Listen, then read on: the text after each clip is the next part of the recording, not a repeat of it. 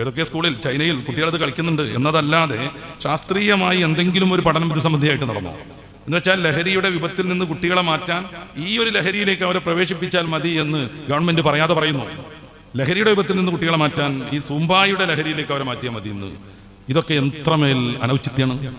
ശാസ്ത്രീയമായി ഏതെങ്കിലും ഒരു പഠനം നടന്നോ ലഹരിയിൽ നിന്ന് മാറാൻ സൂംബ ഡാൻസ് ഉപകാരപ്രദമാണെന്ന്? ഇല്ല. എന്നാൽ ഡാൻസ് കളിക്കുന്നത് ലഹരിയുമായി ഏറ്റവും ബന്ധമുണ്ടെന്നതിന് 10-ലേറെ പഠനങ്ങളുണ്ട്.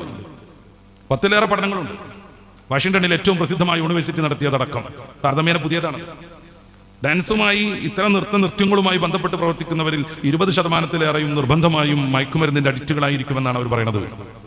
ഒന്നല്ല, 10-ലേറെ പഠനങ്ങളുണ്ട്. ഡാൻസ് ലഹരിയിൽ നിന്ന് മക്കളെ മാറ്റാനാണെങ്കിൽ ഈ ഡാൻസിലൂടെ, തുള്ളിക്കളിയിലൂടെ ലഹരിയിലേക്ക് എത്തിച്ചേരുമെന്നതാണ് ഔദ്യോഗിക പഠനങ്ങൾ.